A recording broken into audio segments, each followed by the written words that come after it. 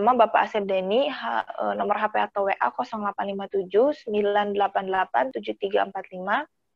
Dan untuk emailnya ini adeni.abdibangsa@gmail.com. Beliau merupakan dosen dan ketua Sekolah Tinggi Ilmu Ekonomi PGRI Kota Sukabumi. Beliau sendiri merupakan dosen pasca sarjana STI AMI, STIA Bandung, STIMA IMI, dan UNIAD. Serta beliau merupakan Dewan Pakar Kajian Hukum dan Ekonomi, Dewan Pakar Ikatan Cendekiawan Muslim, Dewan Pakar Persatuan, dan Direktur 5 Pilar Institut, serta pengamat kebijakan publik, politik, pemerintahan, dan pendidikan. Rekan-rekan sekalian, diharapkan untuk tetap kondusif karena kita akan mendengarkan materi dan juga mungkin sudut pandang baru dari Pak Asep Denny mengenai pelaksanaan pemilu di kala pilkada kali ini. Bapak, waktu dan tempat kami persilahkan. Atur nuhun, terima kasih. Assalamualaikum warahmatullahi wabarakatuh. Waalaikumsalam warahmatullahi wabarakatuh. Terima kasih atas kesempatan yang diberikan pada saya. Mohon maaf kalau suara saya tidak maksimal. Saya masih dalam proses pemulihan, tapi insya Allah tetap melaksanakan tugas, kewajiban sebagaimana yang diminta oleh KPU Kota Sukabumi. Teman-teman sekalian, itu tadi sudah disampaikan oleh Pak Agung, sudah cukup rinci, luar biasa. Saya ingin menyampaikan hal-hal yang menambahkan saja berkaitan pemilu, apalagi sebentar lagi pada tanggal 9 Desember 2020 ini akan dilaksanakan pilkada serentak di seluruh Indonesia. Teman-teman sekalian, yang pertama adalah bahwa data umum dulu, bahwa pemilu di Indonesia yang terlebih khusus pada tanggal 9 Desember 2020 ini itu dilaksanakan di 270 daerah, ya, terdiri dari provinsi, kabupaten, dan kota. 39 provinsi untuk pemilihan gubernur dan wakil gubernur, kemudian 37 kota untuk pemilihan wali kota dan wakil wali kota, dan 224 kabupaten untuk pemilihan bupati dan wakil bupati. Berapa banyak jumlah DPT-nya? Jumlah DPT-nya luar biasa, sangat banyak. Kurang lebih 101 juta daftar pemilih tetap. Ya, jadi sangat luar biasa ini di dalam pilkada serentak pada 2020 ini. Kemudian anggaran yang rekapitulasi anggaran, berapa sebenarnya digunakan anggaran? Wah, anggarannya sangat luar biasa. Kurang lebih ada 9.900 miliar. Kalau ya 9,9 triliun kurang lebih seperti itu. Jadi ini anggarannya sangat luar biasa. Ya, kumulatif dari APBN, kemudian APBD provinsi dan APBD kabupaten kota. Kemudian kalau kita di breakdown, sebenarnya kalau kita dibagi anggaran ini untuk setiap pemilih, artinya kalau dikonversi, maka nilainya itu adalah Rp94.310 untuk per satu orang. Jadi sangat besar ini. Jadi ketika kumulatif ini sayang ya, kalau anggaran yang demikian besar, jumlah DPT demikian besar, provinsi, kabupaten, kota untuk memilih pemimpin yang terbaik itu dengan menggunakan berbagai sumber daya manusia termasuk anggaran dan lain sebagainya, itu kemudian kita tidak menghasilkan sebuah proses demokrasi yang bagus. Alangkah sayangnya kalau ini dibiarkan, ya, kalau ini sampai tidak menjadi pemilu yang berkualitas, pemilu yang bermartabat, pemilu yang demokratis, ya. Jadi itu yang pertama. Yang kedua adalah yang berkaitan dengan masalah persepsi masyarakat berkaitan dengan pandemi COVID-19. Masih ada anggapan di dalam masyarakat itu bahwa pandemi COVID-19 ini tidak berbahaya. Mereka mengambil contoh di pasar, di mall banyak orang gitu kan, seperti itu. Grafik menunjukkan bahwa perkembangan COVID yang dirilis oleh gugus tugas kabupaten, kota, provinsi maupun oleh Kementerian Kesehatan, termasuk oleh COVID pusat, BPBD, kemudian apa yang dirilis oleh Kementerian Kesehatan itu ternyata grafiknya terus naik. Artinya adalah bahwa kluster-kluster baru itu muncul, kemudian yang terjangkit juga muncul, yang terkonfirmasi positif juga muncul. Jadi jangan dianggap. Kalaupun sekarang banyak masyarakat seperti itu, sebenarnya ini kan tanggung jawab kita bersama supaya di dalam pemilu ini, di dalam apalagi di 9 Desember ini tempat berkumpulnya banyak orang, itu tidak menjadi kluster baru untuk spreading, untuk penyebaran COVID. Oleh karena itu, ini perlu dipahami oleh kita semua. Yang kedua adalah tidak ada yang tahu kapan pandemi COVID ini berakhir. Nggak ada yang tahu. Ketika ditanya kepada pejabat, bahkan kepada Menteri Kesehatan, bahkan orang yang bertanggung jawab di gugus tugas COVID, kapan pandemi ini berakhir? Bahkan para ahli sekalipun mengatakan, tidak ada yang bisa tahu persis kapan pandemi ini bisa berakhir. Maka tidak ada alasan bahwa pemilu yang akan berlangsung ini, pilkada yang akan berlangsung ini ditunda. Tapi harus dengan menggunakan yang tadi Pak Agung sampaikan, protokol kesehatan COVID-19 ini harus dilakukan secara ketat. Itu. Yang ketiga adalah yang berkaitan dengan tahapan. Sudah berbagai tahapan dilakukan. Tahapan penetapan paslon itu sudah dilakukan pada tanggal 23 September 2020. Kemudian sekarang yang berlangsung apa? Yang berlangsung itu adalah masa kampanye. Ya, di wilayah Kabupaten Sukabumi itu karena mengikuti pilkada serentak pada tahun 2020 ini, masa kampanyenya ya sebagaimana di kabupaten, kota dan provinsi yang lain itu dilakukan mulai tanggal 26 September 2020 sampai tanggal 5 Desember 2020. Pemungutan suaranya karena ada masa dari tanggal 6 sampai tanggal 8 itu selama 3 hari ada masa tenang, maka tanggal 9 Desember dilakukan pemungutan suara. Setelah itu baru penetapan calon ya yang terpilih. Jadi akan kecuali ada sengketa kemudian ada waktu tambahan ya. Nah, jadi itu teman-teman sekalian para peserta webinar bahwa dari data umum ini kita harus memiliki sense apalagi teman-teman mahasiswa kita semua ya itu menjadi opinion leader ya yang harus mendiseminasi, yang harus mensosialisasikan, yang harus menyampaikan kepada masyarakat berkaitan bahwa pertama bahwa pemilu pilkada yang dilaksanakan pada tanggal 9 Desember itu tetap berlangsung. Yang kedua adalah bahwa semua proses itu akan tetap dilakukan dengan menggunakan protokol kesehatan COVID-19 secara ketat. Gitu.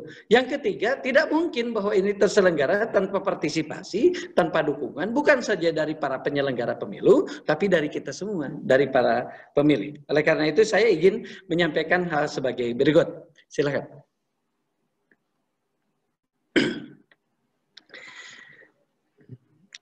Teman-teman sekalian, yang pertama adalah, lanjut. Kalau kita merujuk pasal 201A berkaitan dengan Perpu nomor 2 tahun 2020 bahwa pemungutan suara serentak sebagaimana dimaksud pada apa yang tadi saya sampaikan itu dilaksanakan pada bulan Desember. Yang kedua adalah pemungutan suara serentak sebagaimana dimaksud tidak dapat dilaksanakan ketika ada sebagaimana tadi yang Pak Agung sampaikan ya, ditunda dijadwalkan setelah bencana non alam sebagaimana dimaksud dalam ayat 1 berakhir melalui mekanisme sebagaimana dimaksud dalam pasal 122.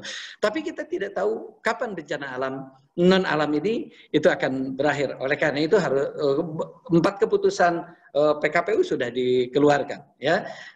Ya silahkan slide berikutnya.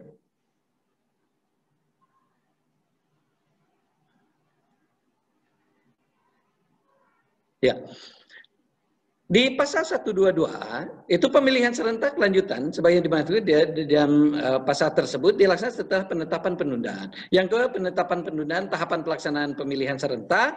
Pemilihan serentak lanjutan sebagaimana dimaksud dilakukan atas persetujuan bersama antara KPU, pemerintah dan DPR. Jadi kalau ada perubahan itu siapa? Ya, penyelenggara pemilu ya terutama KPU ya, kemudian dengan pemerintah dan Dewan Perwakilan Rakyat. Ketentuan lebih lanjut mengenai tata cara dan waktu pelaksanaan pemilu serentak lanjutan diatur di dalam peraturan KPU atau PKPU. Silakan slide berikut. Ya. Nah, apa yang menjadi concern? Ya, karena ini pemilu di dalam masa pandemi. Artinya pemilu tetap dilaksanakan, tapi bagaimana demokrasi ini bisa berjalan. Kesehatan masyarakat itu mempengaruhi suksesnya penyelenggaraan pemilu. Ya, jadi artinya bahwa masyarakat harus tetap dijaga kesehatannya. Bukan sekedar pada masa COVID, bahkan di luar masa COVID juga tetap bisa berlangsung. Sebagaimana pemilu-pemilu sebelumnya. Sebagaimana pilkada-pilkada sebelumnya. Yang pertama adalah status kesehatan di daerah-daerah penyelenggara pemilihan menjadi salah satu variabel penting yang tidak hanya berkaitan dengan kesiapan penyelenggara pemilihan dalam menjalankan keseluruhan tahapan, tapi juga relevan dengan kondisi sosial kemasyarakatan yang terancam bahaya COVID-19. Ya, kita sudah dinyatakan oleh pemerintah bahwa pandemi COVID dinyatakan oleh pemerintah itu 16 Maret 2020 dan berakhirnya kapan kita tidak tahu.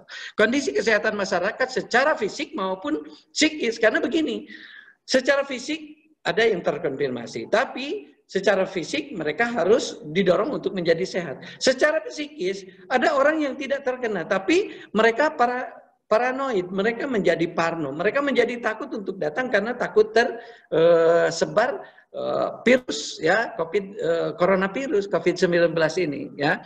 Oleh karena itu baik secara fisik maupun psikis ini akan mempengaruhi tingkat kehadiran masyarakat di TPS maupun terlibat dalam kegiatan-kegiatan lainnya seperti masa kampanye hari ini. Masa kampanye yang dimulai tanggal 26 September yang akan berakhir pada tanggal 5 Desember ini, karena banyak teman-teman juga adalah warga Kabupaten Sukabumi dan banyak dari kita yang mengikuti webinar ini adalah memiliki hak pilih yang akan melaksanakan pada pilkada serentak pada tahun ini, itu menjadi bagian untuk menjaga kesehatan ini. Yang kedua adalah amanat demokrasi. Demokrasi mengamanatkan kepentingan rakyat adalah paling utama. Dan karena itu kebijakan terkait penyelenggaraan pemilihan dalam situasi darurat kesehatan mesti berorientasi pada kepentingan rakyat.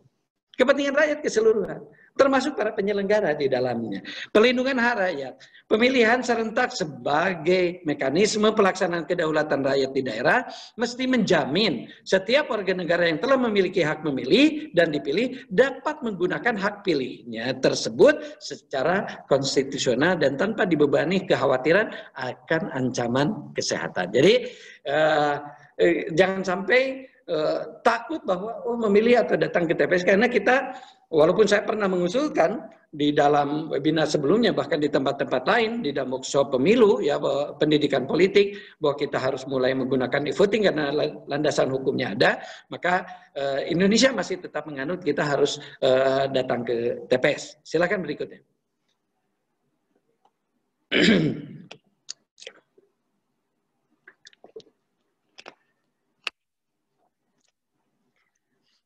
Potensi permasalahan yang mungkin terjadi ada beberapa. Yang pertama adalah ancaman terhadap kesehatan dan keselamatan jiwa masyarakat. Ya, risiko ancaman kesehatan bagi masyarakat peserta dan penyelenggara pemilu. Ya, baik penyelenggara pemilu yang tetap KPU dan jajarannya, kemudian atau penyelenggara pemilu yang ad hoc yang tidak tetap, misalkan KPPS ya dan lain sebagainya. Yang kedua adalah termasuk masyarakat. Masyarakat sebagai pemilih itu tentu harus mendapatkan perlindungan yang maksimal.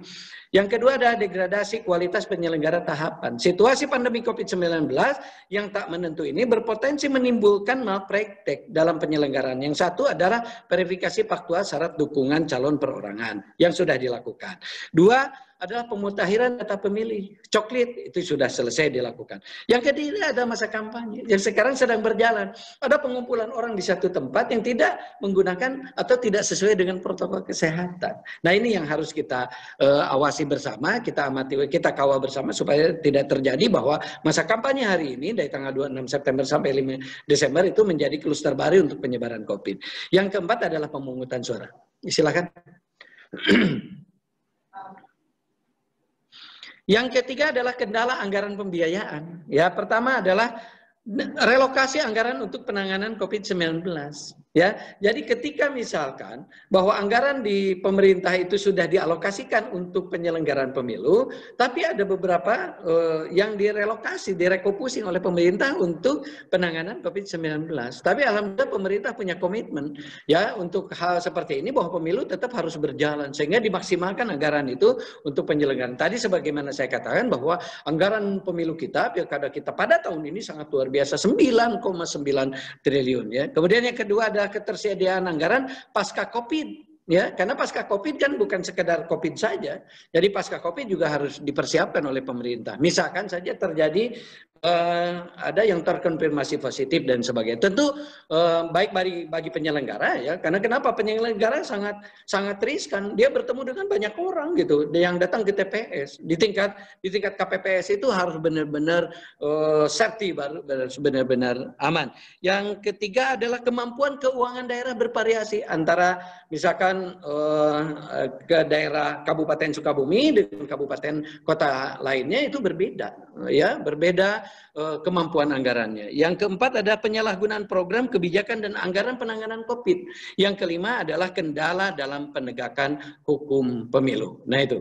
Kemudian partisipasi dan penyelenggaraan yang menurun. Ini ada, walaupun tadi sudah disampaikan oleh Pak Agung bahwa di negara lain, di beberapa negara lain ternyata dalam masa pandemi COVID ini bukannya menurun, tapi ternyata tingkat partisipasi masyarakat justru meningkat. Ya, yang pertama ada proses pemutakhiran data dan daftar pemilih yang tidak maksimal. Dan alhamdulillah ini sudah diantisipasi oleh teman-teman penyelenggara pemilu. Yang kedua adalah menurunnya relawan. Yang tadi karena ada ketakutan mereka tidak bisa menjaga kesehatan atau mereka menjadi tim atau menjadi relawan tapi terkonfirmasi COVID. Yang ketiga ada meningkatnya kesulitan rekrutmen penyelenggara ad hoc di tingkat di tingkat bawah, di tingkat KPPS ya. Kemudian yang keempat adalah voter turnoff. Jadi mereka para pemilihnya keluar gitu, jadi tidak melakukan tidak melaksanakan hak pilihnya. Yang berikutnya ada kendala penegakan hukum. Satu, jangka waktu proses penanganan pelanggaran yang berbeda dengan pemilu. Ya, yang kedua adalah proses klarifikasi. Yang ketiga ada jangka waktu penyelesaian sengketa proses di Bawaslu. Tentu di dalam pemilu akan menimbulkan akibat-akibat. Misalkan ada ketidakpuasan dari calon yang kalah, kemudian mereka mengajukan gugatan. Silakan. Nah, ini teman-teman sekalian, apa yang menjadi concern kita semua? Yang pertama adalah potensi abuse of power oleh petahana, sulit dibendung dan sulit membedakan antara pemberian bantuan sosial terkait COVID-19 atau pelanggaran. Jadi di dalam pelanggaran pemilu ini yang pertama ada.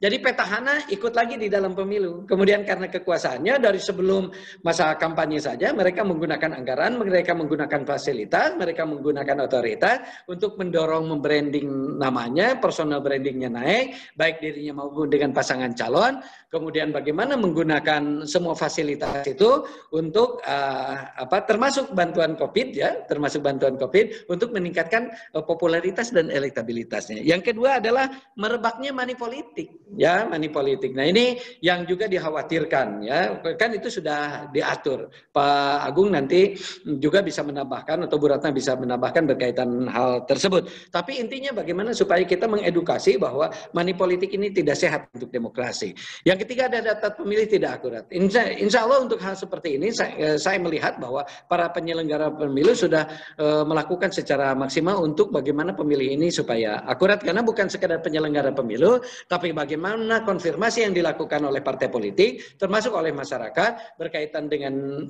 DPS di awal untuk menjadi DPT itu sudah mengkonfirmasikan dan sekarang sudah menjadi DPT. Yang keempat adalah regulasi terkait penyelenggaraan pemilihan terlambat. Kenapa? Karena ini lari ya. Jadi ketika ditetapkan bahwa kita Indonesia mengalami atau terjangkiti COVID-19 ya sejak tanggal 16 Maret 2020, maka pemerintah lari itu dengan para penyelenggara pemilu membuat aturan-aturan supaya bagaimana pemilu bisa berjalan. Walaupun banyak desakan, banyak tekanan dari para pihak ya, baik dari akademisi maupun dari masyarakat supaya pemilu atau pilkada ini bisa diundur. Yang berikutnya ada verifikasi faktual dukungan calon yang kurang maksimal. Kemudian potensi logistik tidak maksimal. Nah ini yang dikhawatirkan, termasuk logistik untuk APD ya, alat pelindung diri yang terutama di para penyelenggara pemilu. Dari masyarakat juga, ini kan tidak bisa semuanya ditanggulangi oleh pemerintah dengan anggaran, walaupun dianggap cukup besar seperti itu, tapi kalau didistribusi kepada masyarakat dengan menyediakan keseluruhan, misalkan menggunakan masker, sarung tangan, dan sebagainya, minimal si pemilih itu bisa menggunakan protokol kesehatan sebagaimana yang sudah disampaikan oleh pemerintah selama ini. Ya, menggunakan masker, menjaga jarak, kemudian mencuci tangan, minimal itu. Sehingga di tempat-tempat pemungutan suara semuanya sudah disiapkan, terutama yang tadi tempat cuci tangan atau hand sanitizer ini sebagaimana yang tadi Pak Agung sampaikan. Tapi bagi kita pemilih, bagi masyarakat, itu bagaimana kita bisa menjaga ini semua. Jadi karena kalau hanya mengandalkan dari pemerintah berkaitan dengan logistik, tentu tidak akan maksimal. Kalau kita punya masker di rumah, pakai masker yang memang menurut kita, kalau maskernya kain ya dicuci dulu. Bagus-bagus kalau maskernya itu yang sekali pakai sekali terus dibuang. Yang berikutnya adalah yang ke-7, pelanggaran terhadap prosedur dan tata cara pemungutan dan perhitungan suara. Ini bisa terjadi pada saat pelaksanaan. Jadi ada tugas kita untuk mengawal.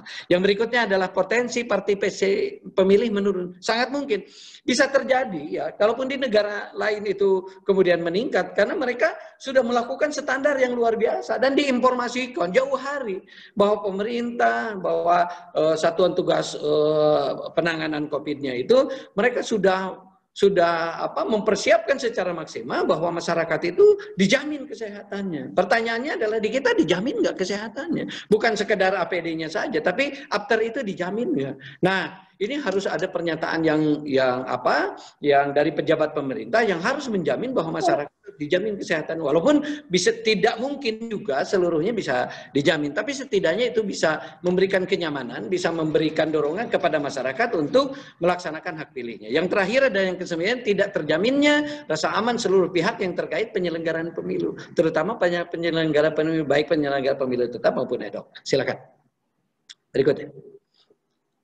Nah, fokusnya apa? Tapi kalau kita sudah menyelenggarakan sekarang, berbagai protokol kesehatan sudah dilakukan. Fokus pencegahannya di mana? Pengawasannya di mana? Ada 5 hal. Yang pertama adalah tadi juga sudah disinggung oleh Pak Agung secara lebih detail, tapi ada 5 hal yang menurut saya ini perlu dipahami oleh kita semua. Yang pertama adalah pemberlakuan protokol kesehatan secara ketat. Ya, tadi rinciannya sudah sangat cukup bagus oleh Pak Agung. Yang kedua adalah intervensi APBN dalam penyelenggaraan pemilihan pasca misalkan penundaan. Ya, ini kan kemarin harusnya kita dilaksanakan pada bulan September, kita digeser lagi menjadi bulan Desember, kemudian otomatis intervensi APBN anggaran itu otomatis dengan bertambahnya waktu, bertambah juga anggarannya. Jadi itu harus ada intervensi dari APBN. Juga dari APBD kabupaten kota termasuk provinsi sehingga penyelenggaraan pemilu ini bisa maksimal.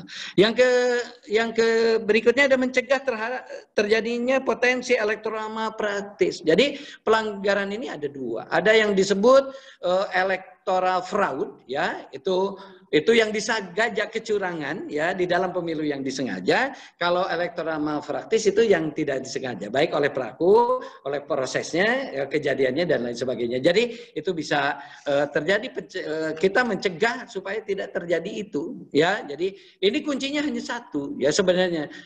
Kuncinya ada 2 yang penting. Yang pertama adalah edukasi, terutama kepada para penyelenggara pemilu. Ya, sekali lagi baik para penyelenggara pemilu yang tetap ya seperti KPU misalkan, mereka sudah sangat paham itu. Kemudian didiseminasi, disosialisasi kepada para penyelenggara pemilu yang sifatnya sampai tingkat bawah tuh diedukasi gitu bahwa jangan sampai terjadi elektoral malpraktis gitu ya, apalagi sampai elektoral fraud gitu, kecurangan kan bisa dilakukan oleh siapapun. Nah, ini tentu membutuhkan opinion leader seperti kita, masyarakat juga, untuk mengedukasi masyarakat supaya tidak terjadi ini. Kemudian yang berikutnya adalah koordinasi, proyeksi kebijakan dan strategi pelaksanaan pemilihan, pengendalian situasi dan dampak COVID, memastikan kondisi daerah pemilihan itu tetap dalam kondisi aman dan nyaman untuk masyarakat. Yang terakhir adalah koordinasi intensif dengan pemerintah terkait berkaitan dengan pembiayaan pelaksanaan pemilihan. Apabila ternyata di dalam pelaksanaannya itu ada perubahan anggaran, kemudian anggaran itu kan bukannya punya KPU, KPU nggak punya anggaran. Yang punya anggaran itu kan pemerintah secara keseluruhan, pembuat kebijakan di pemerintah daerah, baik presiden, para menteri, kemudian gubernur dengan jajarannya, kemudian bupati wali kota dan jajarannya itu memiliki ini. Semua harus konsen untuk ini. Tujuannya adalah membangun demokrasi yang langsung, demokrasinya yang langsung, umum, bebas, rahasia, bermartabat, dan paling penting sekarang adalah bagaimana menjaga kesehatan masyarakat itu bisa lebih maksimal. Rupanya itu saja teman-teman sekalian, menjadi rujukan buat kita semua. Mudah-mudahan bermanfaat. Terima kasih. Wassalamualaikum warahmatullahi wabarakatuh. Waalaikumsalam warahmatullahi wabarakatuh.